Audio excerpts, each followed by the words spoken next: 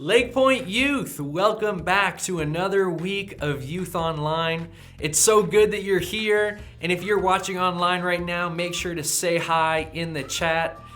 I mean, it's pretty lonely, just me on the screen talking to you. So let's get some good chats going.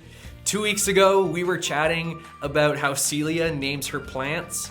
And then last week we had some good conversation about the reasons why we love or hate coffee. I'm really looking forward to what pops up in the chat this evening. If you're watching for the first time, my name is Pastor Ethan. We're so excited you can join us from wherever you might be right now. Last week we put out this contest where you take a selfie of where you were viewing Youth Online from. The weirdest viewing location, the better.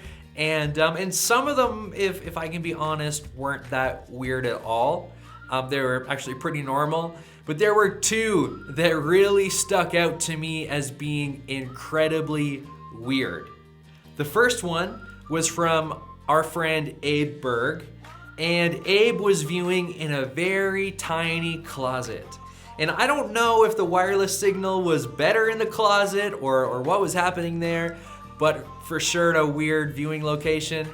But my all-time favorite weird location was in a bathtub. I mean, there are some pretty non-weird things people do in the bathtub, like taking a bath, for example. But these two brothers, Jude and Dax, viewed Youth Online in the bathtub. So not only were they in a tub with actual water in it, but they were in the tub together. And they weren't just in the tub together. Dax was sitting on Jude's shoulders in the bathtub. So, you know, that's just like, wow. I mean, optimal viewing location right there. So congratulations, Dax and Jude. You are the winners of a $20 gift card. Jude is on a winning streak. He also won $20 a couple weeks ago in his online Connect group. I mean, these guys are just raking in the prizes. Anyway, we've got an epic experience for you this evening, so let's kick it off with our friends from Sunday Cool. What's up, fam jam and hammies? Hope all is Erstein, you know? Healthy and wealthy. Now, we're hearing all this talk about we're all in this together and stay at home and just go about life as normally as possible. Well, to that, I only have one word. YOKO. Am I right, boys? YOKO! YOKO simply stands for you only quarantine once. It's not a choice, but a way of life. Why simply sit around and let the days pass when you can carpe diem and please the day? To put in layman's terms, YOKO is simply a lifestyle for those who choose to make the best out of our current circumstances. When life hands you lemons, you take those lemons and you throw them back at life, because I have a very strict hypoallergenic citrus allergy that causes me to go into anaphylactic shock at a moment's notice.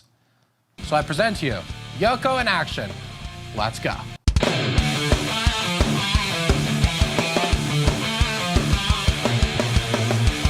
Eating 30 pounds of Supreme slow-cooked chicken nachos at 7 a.m. after staying up all night playing Warzone?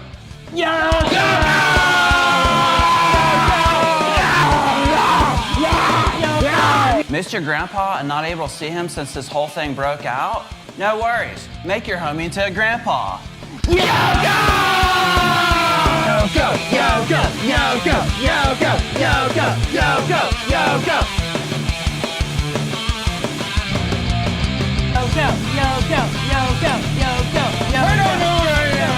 YOKO! YOKO! YOKO! Catching up on Judge Judy? YOKO! Guilty! Guilty! Guilty! Face your fears? YOKO? YOKO! YOKO! Wrestle taser? Boys? YOKO! YOKO! Oh!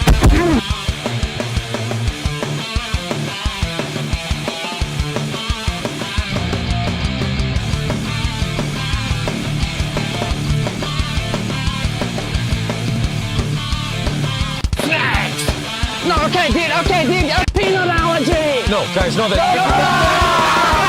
Dying alone? Yeah! Go.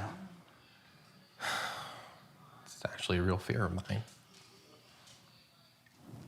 Anybody else have any other fears? Public speaking. Yoko! So I've gathered you here today to talk about the cell leaving the nucleus host. Playing catch with random objects? Go!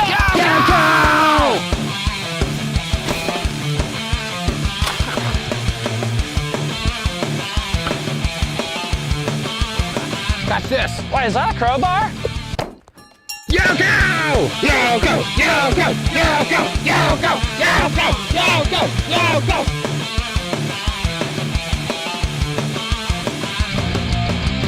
Oh, hey there, neighbor. What's that?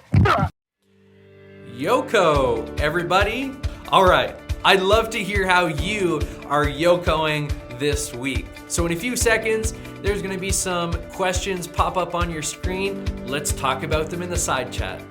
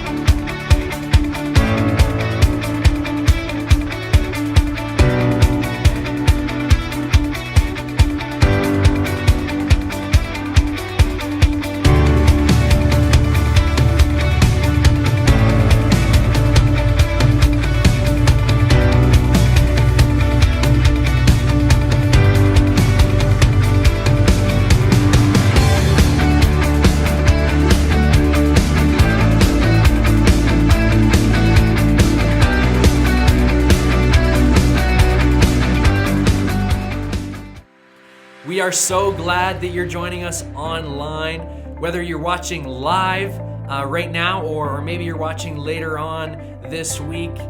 It's so important to come together and feel a sense of community and to still have meaningful social interaction, even when we're practicing social distancing. The truth is, we're living in the middle of a crisis. And what I mean by crisis is never in our lifetime has the church had to close its doors. Never before have businesses had to shut their doors. Never before have public parks had caution tape and do not enter signs wrapped around them. Never before in our lifetime have people been fined for hanging out in groups larger than 5. And here's what I know about living in a crisis. It exposes our strengths and it exposes our weaknesses. It leads us to discover more about ourselves and more about other people. Let me give you an example. I've learned that I love Brussels sprouts. Before COVID, I tried them maybe once or twice, but now I love them. A couple weeks ago, I brought fresh Brussels sprouts home from the grocery store, and I thought, I'll give these things another shot, and I absolutely fell in love. Another thing that I learned is that if I don't keep my hands or my mind busy, I get really mopey and slow and I get super demotivated to do anything. Just ask my wife, she'll tell you all the things that I'm not motivated to do. After watching a couple Zoom fail videos, I also learned that you don't have to wear pants on Zoom calls. But I also learned that if you're not wearing pants in a Zoom call, don't stand up. Some of you might be learning new things about yourself that you didn't really know before. And what I'm also seeing happen and what I'm learning is that it's really easy to become depressed, anxious, and fearful right now. You might be experiencing that. So I want to provide you with some tools to self-assess. I want to make sure that we're maintaining good health and not just physically, but mentally too. So here's the question I want you to ask yourself at the start and end of every day. Here's the question. How's the weather? The weather changes so quickly. Just in the past couple weeks, we've seen snow, hail, torrential rain, thunderstorms, a little bit of flooding. We've also seen the sun shining, 15 degrees Celsius weather, people already getting sunburned. And so just as the weather changes quickly, so can our mental health. And so I want you to ask yourself twice a day, how's the weather? And when you ask yourself that question, I want you to think about your mind, your heart, and your body. Your mind encompasses your thoughts. So monitor your thoughts and what you've been thinking about. Your heart encompasses your emotions. What are you feeling? What emotions are coming up that aren't normal, aren't things that you usually feel? Your body encompasses your behavior. Are you acting out? Are you behaving in an abnormal way? Monitor your breathing, your sleeping, your eating patterns. These are all things that can be indicators that we're not doing well. If you're part of an online Connect group, your Connect group leader this week will ask you how the weather's been. I want you to know that we're here for you and that even though you may feel it, you aren't alone. Okay, let's dive into week 3 of our Love-Hate series. This week, we're gonna learn to let love fill in the blank. We want to be able to recognize and guard our assumptions about other people by seeing them as Jesus sees them. So focus your attention, friends, to this week's video.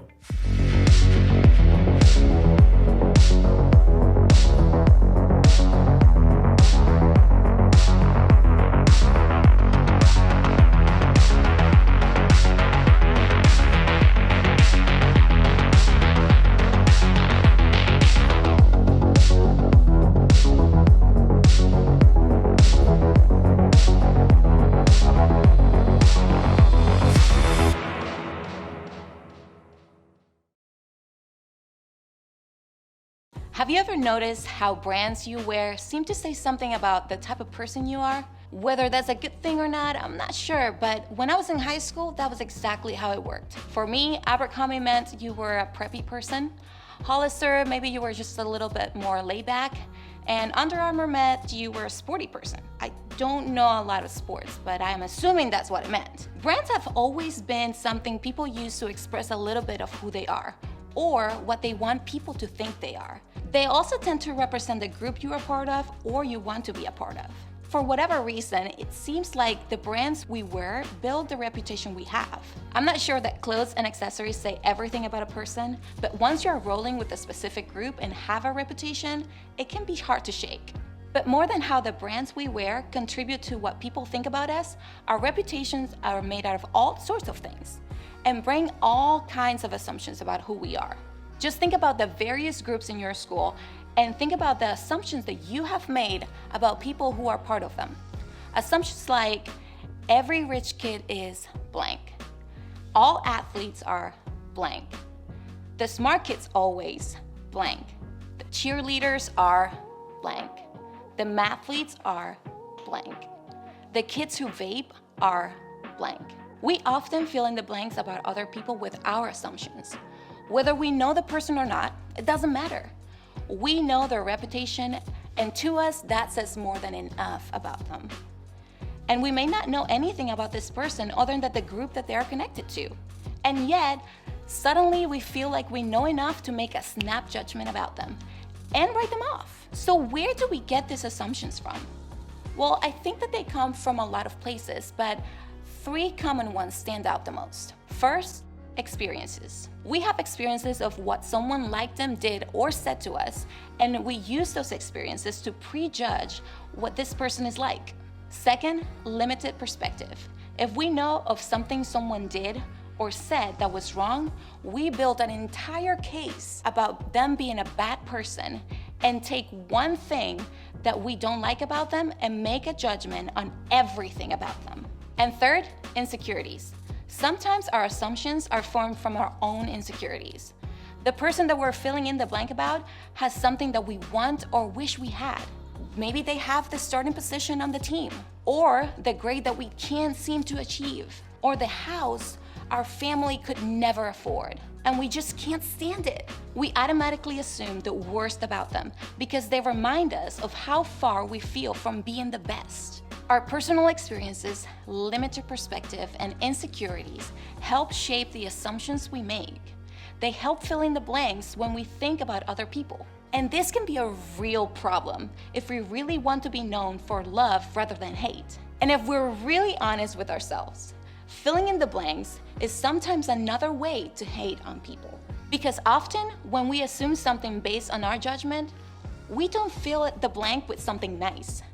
We don't take the time to actually get to know the whole story of a person because we think that we have it all figured out. We don't give them a chance because we assume that our judgment is right. We make all sorts of assumptions about people we barely even know. Or we assume we know someone based on the group that they're a part of without even giving them a chance to show us who they really are. It's another way for us to hate on them without getting to know them. And the ironic part is that we would never want someone else to do this to us. So why do we so quickly do this to others? Why don't we slow down and challenge our assumptions? There's a moment from Jesus' life that may be able to help us. Jesus was in the middle of a tense encounter with some of the religious leaders in Israel at the time. These teachers of the law and Pharisees were a big deal in religious circles, and they had a brand of self-righteousness that they thought set them apart from everyone else. So when Jesus came around and started spending time with the people the religious leaders had branded as sinners, or people who weren't as close to God as they were, things got very tense. They actually started trying to catch Jesus off guard with questions that they hoped would prove that he was a phony. They wanted him to slip up and answer something in a way that took away his credibility and made him look bad. During one of these encounters, after some people had gathered to listen to Jesus teach in the temple, the religious leader caught a woman in an R-rated situation. So they dragged her in front of Jesus to see how he would react. So they dragged her in front of Jesus to see how he would handle the punishment. And I think that what happened here shows us a different way to live instead of filling in the blank about other people's reputation. Now check this out. As he was speaking, the teachers of the religious law and Pharisees brought a woman who had been caught in the act of adultery. They put her in front of the crowd. "Teacher," they said to Jesus, "this woman has been caught in the act of adultery. The law of Moses says to stone her. What do you say?" They were trying to trap him into saying something that they could use against him. Now, just to be clear about the awkwardness of this woman was caught in the sexual activity with someone other than her husband, or maybe even someone else's husband. And now she's on trial in front of Jesus. These guys wanted Jesus to condemn her to die. Now, I realize that this seems a bit extreme to us today, but the rules were pretty straightforward back then. If you behaved like her, then you get severe punishment. Now, these guys came to Jesus assuming they knew the rules and exactly how he was supposed to respond to this woman because of them. After all, God's Son should know and follow the same rules as the religious leaders, right? Well, let's take a look at what happens next and see for ourselves. But Jesus stooped down and wrote in the dust with his finger. Now they kept demanding an answer. So he stood up again and said, "All right, but let the one who has never sinned throw the first stone." Then he stooped down again and wrote in the dust. When the accusers heard this, they slipped away one by one, beginning with the oldest, until only Jesus was left in the middle of the crowd with the woman. Then Jesus stood up again and said to the woman, "Where are your accusers? Didn't even one of them condemn you?" "No, Lord," she said. And Jesus said, "Neither do I. Go and sin no more." What a moment. I'm not sure we can fully understand the tension of this moment. These religious leaders who build their brand on appearing better than others and showcasing other sins are totally put in their place. So basically, Jesus was saying, you are quick to point out what everyone else is doing wrong, but what about you? Have you ever gotten it wrong? Then one by one, these leaders realized their plan backfired. Jesus kindly and lovingly releases this woman who is literally afraid for her life and tells her to go in freedom and to live her life differently. Can you imagine? Now, don't miss this. Everyone here was guilty of something, both the religious leaders and the woman. But Jesus didn't let this woman's guilt be the end of her story. He didn't let her mistake fill in the blanks for her life. Jesus challenged her to change by saying, "Go and sin no more." That was Jesus' brand, love. And it's exactly what you and I should be about too. But isn't it true that sometimes we are more on brand with the religious leaders? Don't we often fill in the blanks about other people based on their behavior one time? And maybe what they did was wrong, but maybe it was just something that we didn't like. And all of a sudden, we've decided that they are a certain way because of something we prefer or don't prefer. But Jesus' approach to this situation in the story teaches us something different. Everyone branded this woman as bad. Everyone judged her based on this one thing she had done. But Jesus saw her as more than this one thing. He didn't write a story about who she was because of what she had been caught doing. He didn't fill in the blank for her. He didn't see her with an assumption made about her or a judgment made about her. He saw her as a whole person. And as a whole person, he saw her as being deserving of another chance. Jesus proved that we are more than the assumptions and judgments of others. We are worthy of forgiveness, grace, and a second chance because of his love for us. And we can extend the same forgiveness, grace, and love to others too. What if this was the approach that you and I started to take when forming our opinions of other people? What if instead of filling in the blanks with assumptions and judgments, we chose to assume the best and judge everyone as people, not just by their actions? What if we chose to see them as being worthy of love? What if we chose to let love fill in the blank? This will change a lot about the way we think about and treat other people, wouldn't it? Not only that, this will also change a lot about the way we think of ourselves too. We may wind up realizing that we are not as terrible as other people made us feel, or we are not as perfect as we may think.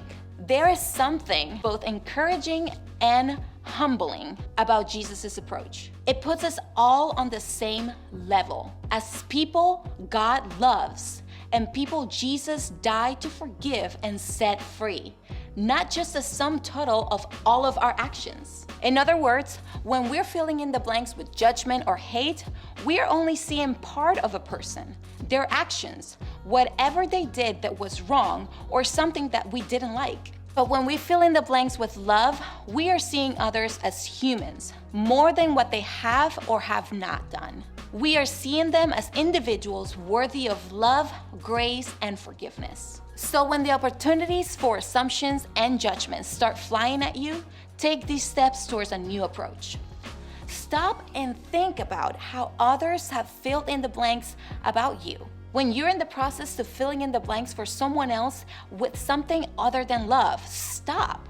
Stop and think about your own life. Now, don't get down on your imperfections, but instead remember how much grace and love you've needed to be where you are today. Remember, Jesus' forgiveness brought you to a place where your life started to change for the better. Then, treat other people the way Jesus had treated you, with grace and love, assuming their best days can be ahead of them.